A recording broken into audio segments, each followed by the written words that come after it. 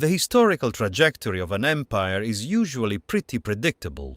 They collect taxes, build walls, and manage regional grain distribution. Standard stuff. But right around the year 291, everything completely broke. This wasn't a gradual decline, it was an abrupt, violent collapse.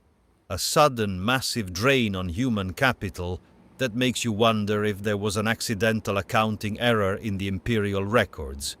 There wasn't. What actually happened was a 15-year period where an entire civilization essentially conducted a massive, multi-sided administrative purge, all because a family couldn't figure out who gets to sit in the big chair. Let's talk about the War of the Eight Princes. To understand how things got this ruined, we have to look at the management team. The Western Jin dynasty had just reunited China. Great job, everyone. Problem solved. Except the founding emperor decided that the best way to prevent military coups was to give all his uncles, cousins, and brothers their own private armies and semi-autonomous regions. He thought they'd protect the crown. This is the structural equivalent of giving everyone in the corporate office their own personal security detail and hoping nobody argues over the last donut. To make things even more efficient, the next emperor in line was functionally incompetent. He famously asked why his starving citizens didn't just eat meat porridge if they ran out of rice. With a leadership vacuum like that, the regional managers, the princes, did exactly what you'd expect. They started looking at each other's territories. What follows is 15 years of a political musical chairs match, if the chairs were made of active explosives. Prince Sima Liang takes power. Prince Sima Wei eliminates him. Then the Empress eliminates Wei.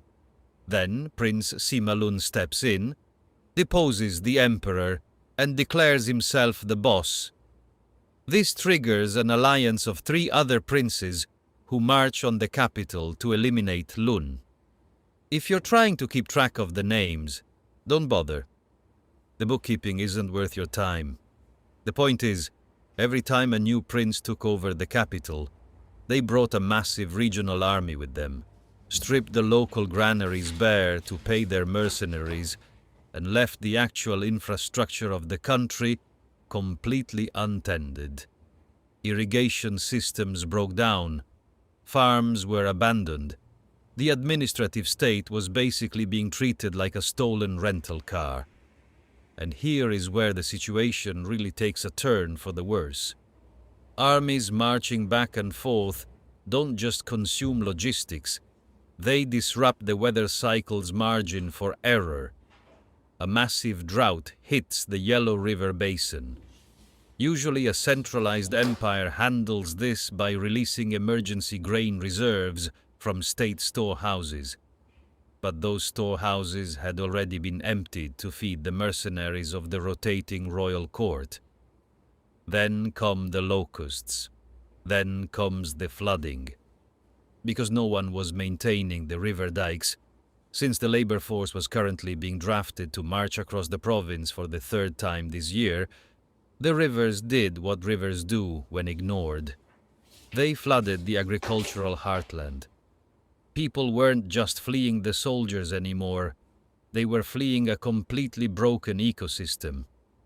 When the last surviving prince finally stood on top of the pile of ash in 306 CE, the war was technically over. But the ledger had to be balanced.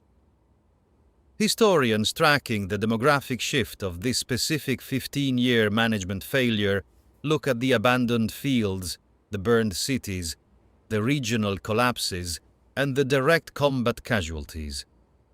When you add up the human capital lost during this completely avoidable family dispute, the final count lands somewhere between 200,000 and 400,000 human lives erased.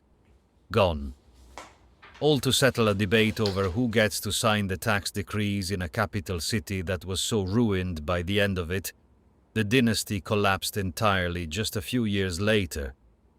So, the next time you look at a massive historical empire and think about the grand, sweeping triumphs of their golden ages, just remember the math.